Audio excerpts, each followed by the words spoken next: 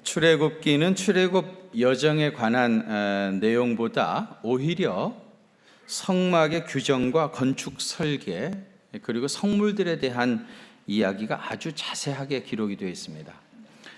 출애굽기 25장에서부터 31장까지 그리고 35장에서부터 40장까지 무려 총 13장이나 지면을 할애해서 성막에 대한 이야기가 아주 자세하게 기록되어 있는데 그 이유가 뭐겠습니까? 광야에 생활하는 이스라엘 백성들에게 가장 중요한 것이 성막이기 때문입니다. 그래서 이 성막에 대한 호칭들도 참 많습니다. 하나님을 만나는 곳이라 해가지고 회막이라고 부르기도 했고요. 또 몽골 사람들의 게르처럼 뜯었다 또 조립했다 하는 이동식 임시 거처이기 때문에 장막이라 그렇게 말하기도 했고요. 또 율법과 계명을 가지고 하나님께서 다스리시는 곳이라 하는 뜻에서 증거막이라 그렇게 말하기도 했고요. 또 이 성막에 법궤가 있잖아요. 그래서 법막이라 그렇게 말하기도 했고요. 거룩하게 구별된 처소라 그래서 성막이라 그렇게 부르기도 했습니다. 성막은 언제나 이스라엘 백성들의 중심에 있었어요. 광야했던 이스라엘 백성들을 하나님께서 구름 기둥과 불 기둥으로 인도하셨다고 했는데 이 구름 기둥과 불 기둥도 성막을 중심으로 해서 하나님께서 그들을 인도해 가셨던 겁니다. 그렇게 중요했던 것이 성막이고 그 안에서 드려졌던 제사인데요. 오늘 본문 9절에 보면 이 장막은 현재까지의 비유니 그랬습니다. 비유라고 하는 말은요, 구약시대에 그렇게 중요하게 다루었던 성막이 본체가 아니라는 말입니다. 그리고 거기서 드리는 예물과 제사가 섬기는 자를 온전하게 하는 것도 아니라는 것입니다. 그리고 10절에 보시면은 먹고 마시는 것과 여러 가지 씻는 것과 이것은 뭐예요? 성막에서 드렸던 제사 행위를 얘기하는 것이고요. 육체의 예법이 되어서 개혁할 때까지만 맡겨둔 것이라고 했습니다. 그러니까 그 온전한 것이 드러나기 전까지만 성막의 제사는 의미가 있었다는 거예요. 그럼 성막에서 드렸던 제사가 비유였다면 그 원형은 뭐겠습니까? 여러분 오늘 본문 11절과 12절 한번 같이 봉독하겠습니다. 시작. 그리스도께서는 장래 곧 이 창조에 속하지 아니한 더 크고 온전한 장막으로 말미암아 성소와 소환아지의 피로 하지 아니하고 오직 자기의 피로 영원한 속죄를 이루사 단번에 성소에 들어가셨느니라. 아멘. 여기 여러분 한마디도 중요하지 않은 구절이 없습니다. 손으로 짓지 아니했다 하는 말인데요. 이거는 손으로 지은 것은 성막이죠. 성막이나 성전이 아니라는 얘기입니다. 더 크고 온전한 장막, 이게 뭘까요? 십자가의 제물이 되신 예수님의 몸을 의미하는 겁니다. 염소와 송아지의 피로 아니하고 양을 잡아 드리는 속죄 제사가 아니라는 말이고요. 자기 피로 영원한 속죄를 이루사, 이건 뭐예요? 주님의 십자가의 보혈을 의미하는 겁니다. 단번에 그랬는데요. 구약의 제사는 해마다 계속해서 반복적으로 드려야 했습니다. 그러나 예수님의 십자가는 단번에 모든 죄를 사하셨기 때문에 다시 반복하여 드릴 필요가 없는 완전한 제사였습니다. 그리고 성소에 들어가셨느니라 그랬습니다. 이 말은 하나님과의 화해가 이루어졌다 그런 뜻입니다. 또 이어지는 13절과 14절에서 구약시대의 염소와 황소의 피를 가지고 제사를 드려도 그 피가 죄를 대속한다고 했는데 하물며 모든 제사의 본체이신 그리스도의 피가 어찌 우리의 모든 더럽고 추한 죄를 사하지 못하겠느냐 그랬습니다. 예수님이 십자가에 달려 돌아가실 때 성소의 휘장이 위에서부터 아래로 이렇게 쭉 찢어졌다고 했습니다. 그래서 지금은 찢겨진 휘장 시대입니다. 지금은 어느 시대라고요? 찢겨진 휘장 시대입니다. 휘장이 찢겨졌다는 말은요, 그리스도께서 죽으심으로 이제 성막도 성전도 필요 없고 더 이상 반복하여 드리는 피의 제사도 필요 없는 시대가 되었다. 또 예수님의 몸이 찢겨짐으로 하나님께 나아가는 길이 활짝 열려졌다. 그런 뜻입니다. 그래서 12절 하반절에 예수님이 당신의 피로 영원한 속죄를 이루사 단번에 성소에 들어가셨느니라 그랬습니다. 여러분, 민수기 28장하고 29장에 보면은 이스라엘 백성들이 각종 절기 때마다 드려야 하는 제사들에 대한 규례가 아주 자세하게 나옵니다. 여러분 꼭 한번 집에 가셔서 민수기 28장과 29장을 한번 읽어보시기를 추천하는데요. 우선 그들이 드려야 하는 가장 기본적인 제사는 상번제입니다. 이거는 늘상 드리는 제사라고 해가지고 상번제라고 하는데, 이거는 무조건 하루에 아침과 저녁으로 2번 드려야 됩니다. 365일 무조건 드리는 제사가 상번제입니다. 이것이 모든 제사의 가장 기본이고요. 그 다음 매 7일마다 안식일이 오잖아요. 안식일 날 제사를 또 드려야 됩니다. 물론 이날도 상번제는 기본적으로 드려야 되는 것이고요. 그 다음에 매달 첫 번째 날 드리는 월삭 제사라는 게 있어요. 이 월삭 제사는 수송아지 2마리, 수양 1마리, 또 흠없는 수양 7마리로 번제를 드려야 했습니다. 매달 첫째 날은 반드시 이 월삭 제사를 드렸고요. 그 다음에 그 이스라엘 민족의 최대의 명절이 유월절이죠. 1월 15일 날부터 시작해서 21일까지 7일 동안 유월절을 지내게 되어지는데, 이 유월절 7일 동안 매일같이 똑같이 월삭 제사 드리던 것처럼 그렇게 반복해서 계속해서 7일간 유월절 제사를 드려야 했고요. 그 다음에 오순절에는 수송아지 2마리, 수양 1마리, 일념되고 흠없는 수양 7마리 가지고 또 오순절 제사를 드려야 됩니다. 또 7월 1일이 나팔절이라고 해요.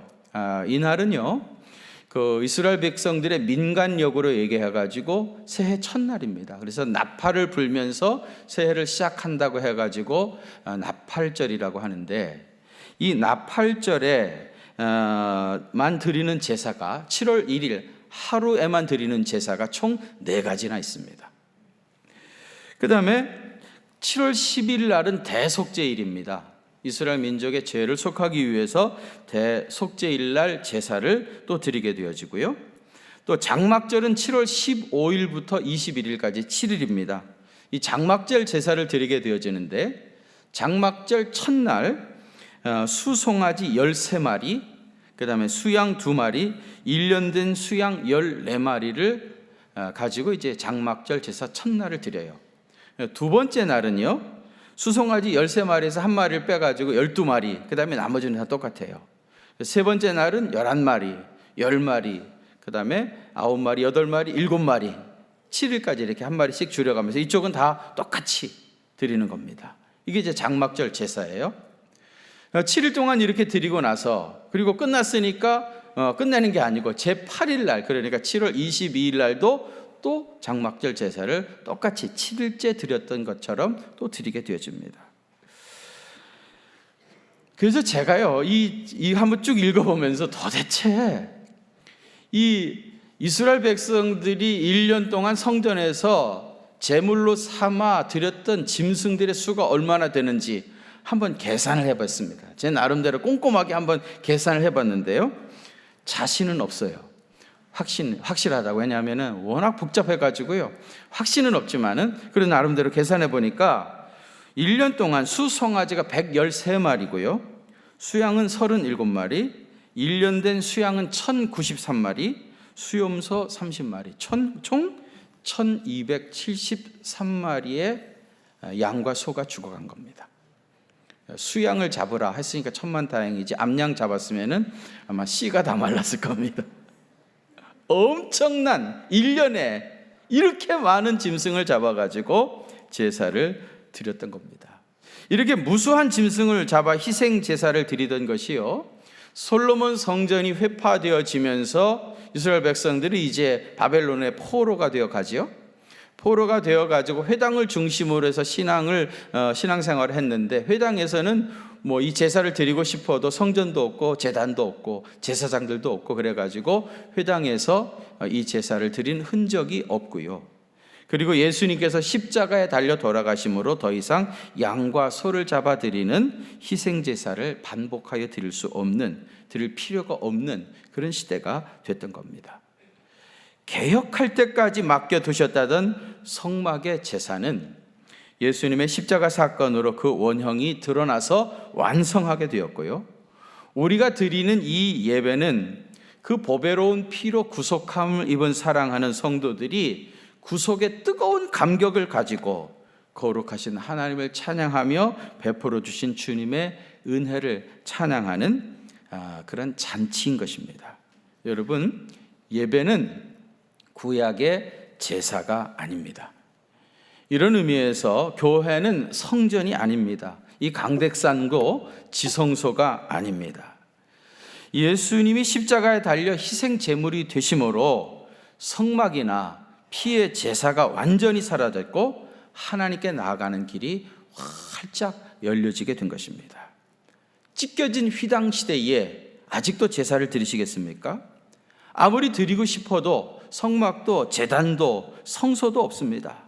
그 대신에 우리는 이 구속의 뜨거운 감격을 가지고 우리 주님께서 베풀어 주신 그 놀라운 은혜를 찬양하는 예배를 드리는 것입니다. 이런 의미에서 여러분, 예수님께서 행하신 이적 가운데 첫 번째가 뭐였죠? 가나의 혼인잔치집에서 물 가지고 포도주를 만드신 사건입니다. 그것은 굉장한 신학적 의미를 지니는 거예요. 예수님께서 오셔서 우리에게 그런 신령한 기쁨을 주신다는 거예요. 우리에게 잔치집 같은 기쁨을 우리에게 주시려고 주님이 오셨다는 겁니다. 저는 우리 교회에 이런 기쁨이 충만하기를 바랍니다. 여러분들의 가정이 잔치집과 같은 그러한 신령한 기쁨으로 늘 충만하게 되시기를 바랍니다. 구약 성경의 중심은 분명히 제사였고요, 그 핵심은 피입니다. 신약 성경의 중심은 예수님의 십자가입니다. 이런 의미에서 마틴 루터가 그런 얘기를 했어요. 성경을 짜보면 피가 흐른다고 했습니다. 성경의 핵심은 예수님의 보혈입니다. 그래서 옛날 성경에는요, 이 성경 여기에 다 붉은색을 칠해 있었죠. 그게 뭐예요? 예수님의 보혈을 의미했던 겁니다. 그래서 어느 순간에 이게 금분으로 다 바뀌었습니다. 반짝반짝반짝한 금분으로. 결국 피 묻은 예수 그리스도의 복음이 사라지고 금 십자가 시대가 열려지는 겁니다.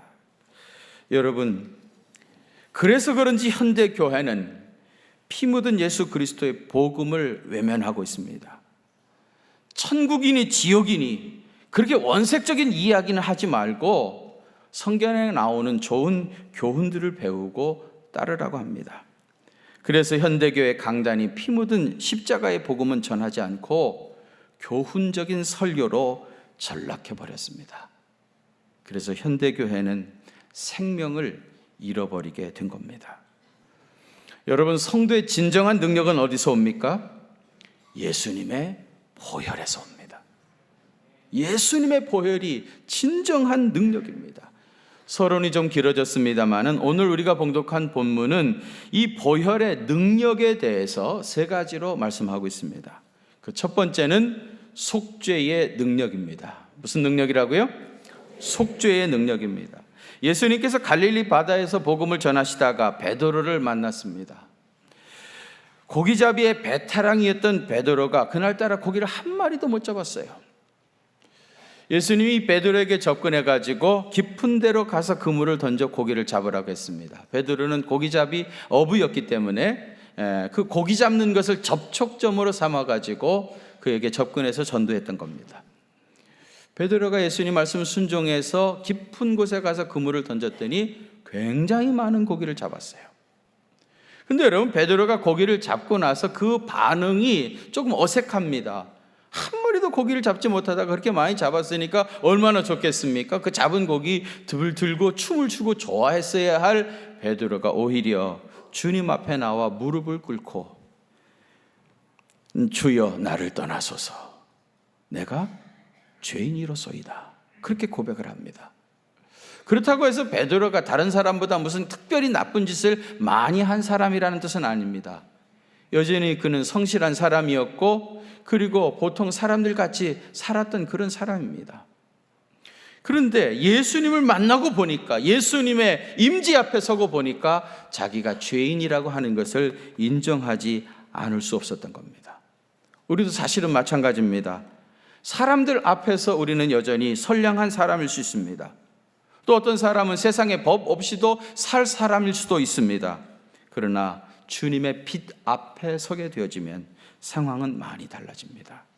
내가 얼마나 큰 죄인인지 고백하지 않을 수가 없는 겁니다.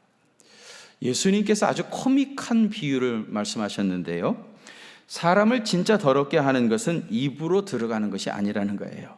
입으로 들어가는 것은 배를 거쳐가지고 저 뒤로 나가니까 그것은 상관이 없는 거예요. 중요한 것이 사실은 아니라는 거예요. 진짜 중요한 건 뭡니까? 태어날 때부터 마음속에 가지고 있는 것들, 예를 들면 음란, 도적질, 살인, 간음, 탐욕, 악독, 속임, 음탕, 흘기는 눈, 회방, 교만, 이런 것들이라는 겁니다. 인정하고 싶지 않지만 우리의 마음속에 이런 것들이 가득 차 있기 때문에 우리 인격에서 악취가 나고 있는 것입니다. 여러분, 우리가 육신을 가지고 살면서 가장 극복하기 어려운 것이 바로 이 육체의 소욕이라고 하는 죄악 덩어리입니다. 육체의 장막집이 무너지는 직전까지 우리는 이 육체의 소욕과 영적인 싸움을 하지 않을 수가 없습니다. 이 내면에 존재하고 있는 이 죄악과의 끝없는 싸움, 이것이 가장 치열한 영적 전쟁입니다. 사람이 자기 힘으로 어떻게 할 수 없는 것이 바로 이 죄악의 문제입니다. 도저히 스스로 어떻게 할 수 없는 이 죄의 문제를 예수님께서 해결하시기 위해서 십자가에 달려 돌아가신 겁니다. 레위기 17장 11절에 보면 생명이 피에 있으므로 피가 죄를 속하느니라 그랬어요. 죄는 피로만 씻을 수 있습니다. 그래서 구약의 모든 제사에서 피를 제단에 반드시 뿌렸습니다.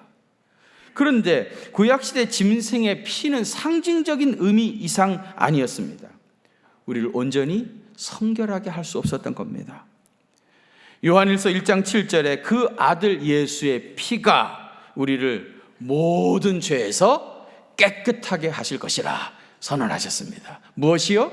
그 아들 예수의 피가 우리의 모든 죄에서 씻게 하신다는 겁니다. 예수님의 피는 우리가 과거에 지은 죄, 또 부득불 지금 짓고 있는 죄, 또 앞으로 지을 수밖에 없는 그런 모든 죄를 씻기에 충분하신 능력입니다. 어떤 죄를 범했다 할지라도 주님의 피공로 의지하게 되어지면 다 용서받습니다. 주님이 용서하지 못할 죄는 없습니다. 주께서 우리의 모든 죄를 다 용서하셨습니다. 이것을 믿으시기를 바랍니다. 이것이 보혈 안에 있는 첫 번째 능력, 속죄의 능력입니다. 두 번째는 성결의 능력이라고 했습니다. 무슨 능력이라고요? 성결의 능력입니다. 오늘 본문 14절 하반절에 보면 그리스도의 피가 너희 양심을 죽은 행실에서 깨끗하게 하신다 그랬어요. 예수님의 보혈이 죽은 행실에서 우리를 깨끗하게 씻어 새 사람이 되게 하신다는 말입니다. 여러분, 보혈은 단순히 우리의 죄를 씻어내기만 하는 것이 아니라 우리를 성결한 그리스도의 사람으로 만들어가는 겁니다. 여러분, 한문에 오를 의자 있지 않습니까? 이 오를 의자가 어떻게 생겼죠? 위에는 이게 양자입니다. 그죠? 양자. 그 밑에는 나아자가 들어가 있죠. 나아자. 이걸 그리스도 영적으로 풀면 무슨 뜻이겠어요? 내가 양 아래 들어가야 의로워진다, 그런 뜻이죠. 어린 양의 피로 나를 덮어야 그래야 내가 의로워진다, 그런 뜻입니다.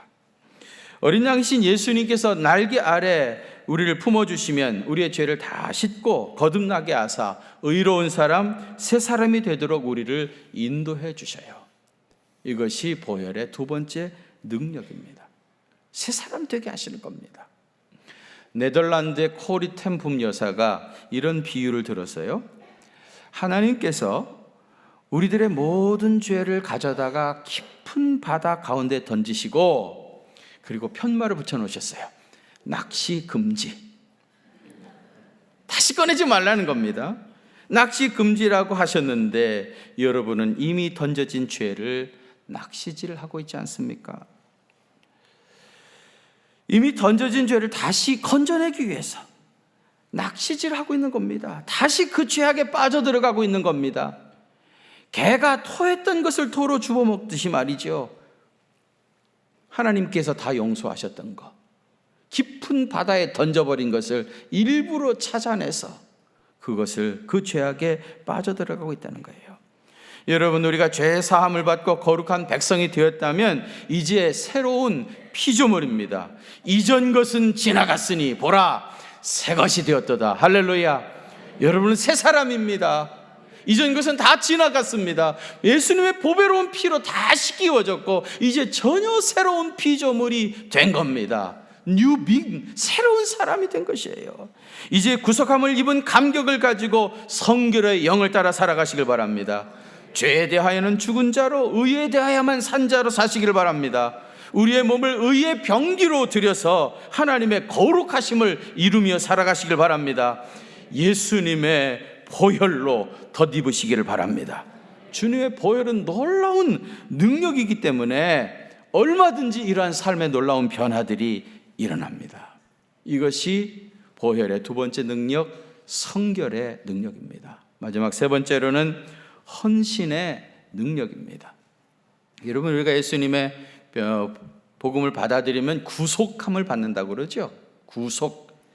이 말은 무슨 뜻인가 하면은 한번 팔려간 것을 값을 다시 지불하고 되찾아오는 겁니다.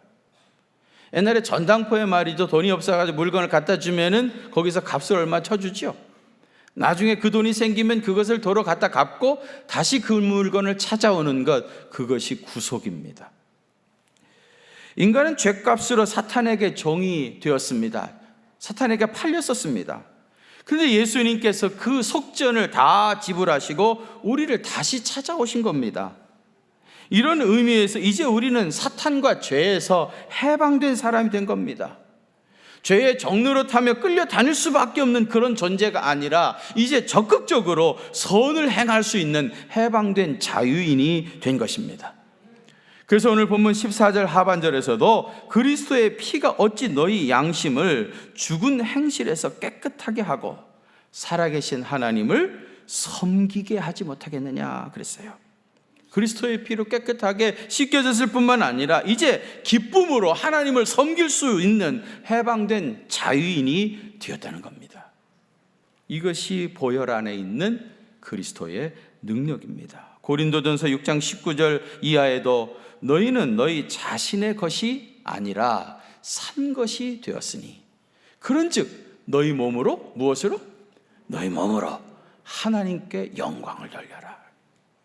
주님이 나를 사셨으니 값으로 산 것이 되었으니 이제 너희 몸으로 하나님께 영광을 돌려라. 주님께 헌신하는 삶을 살아가야 하는 것입니다. 초대교회가 그랬듯이 우리 한국 교회도 순교자들의 피 위에 세워진 교회입니다. 우리 한국 교회사에서 꼭 기억해야 하실 분이 있다면 그분은 토마스 선교사죠. 우리 개신교의 첫 번째 순교자가 토마스 목사입니다. 이 토마스 목사는 1866년에 조선의 복음을 전하기 위해서 저너럴 쇼머너를 타고 대동강에 왔습니다. 근데 그때 이미 대원군의 쇄국전쟁이 있어가지고요, 이 병인 박해라고 해가지고 천주교인들 8,000명을 그야말로 실제로 목을 잘라가지고 죽인 겁니다. 그런 엄청난 박해가 우리 조선 땅에 있던 바로 그때 토마스 선교사님이 복음을 전하러 이 땅에 오신 겁니다. 그야말로 순교를 각오하지 아니하고는 엄두도 내지 못할 상황입니다. 그러나 복음을 향한 뜨거운 열정이 그 가슴에서 불탔었기 때문에 제너럴 셔먼을 타고 대동강에 왔습니다. 예상했던 대로 평양 감영 군사들이 벌떼처럼 달려들어가지고 이 배에 불을 질렀습니다. 막 불이 타기 시작했어요. 토마스 선교사님이 그 배전에 올라가가지고 예수 예수 예수 예수 그러면서 복음을 전하다가 온 배에 불이 다 붙으니까 한글로 되어진 쪽 복음을 가슴에 품고 그리고 대동강에 떨어졌습니다. 떨어지자마자 군인들한테 붙잡혀가지고 결국 대동강변에서 그 자리에서 참수를 당하게 되어져요. 이 토마스 목사님을 죽였던 사람이 박춘건이라고 하는 포졸이었는데요.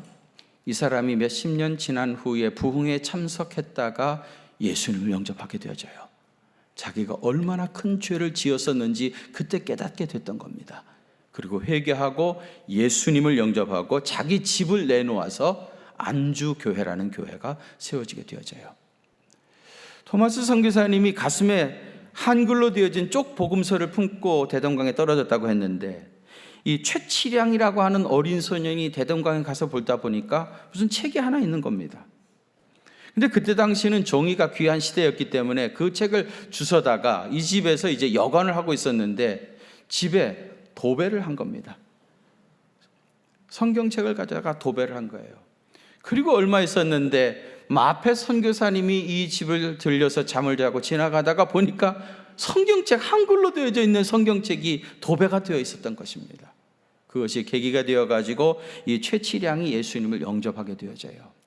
이분이 우리 한국교회의 첫 번째 장로님이 되셔요. 그리고 그 집이 나중에 주기철 목사님이 목회를 하셨던 장대현 교회가 되어집니다. 1907년 한국의 대부흥운동의 기초가 되었던 장대현 교회가 이 최치량 장로님의 집에서부터 시작되어집니다. 우리 한국교회는 이렇게 순교자들의 피 위에 세워졌습니다. 이런 신앙의 유산을 물려받은 교회입니다. 생명을 바쳐서 세워진 교회가 우리 한국교회입니다. 우리 한국교회가 이렇게 시작되어졌는데 오늘날 대형교회 목사님들은 부와 물질을 포기할 수 없어서 우리 교단법을 범해가면서까지 자식에게 교회를 세습하는 이러한 일들이 되어지고 있습니다. 남의 일이 아니고 우리 교단, 내 교단, 가장 한국에서 건강한 교단이라고 하는 우리 교단의 가장 큰 교회가 그런 일을 하고 있습니다. 우리 모두가 통회하고 베옷을 입고 금식하며 기도해야 할 때라고 생각합니다. 이제 우리는 다시 초심으로 돌아가서 주님의 몸된 교회를 위해서 헌신해야 합니다.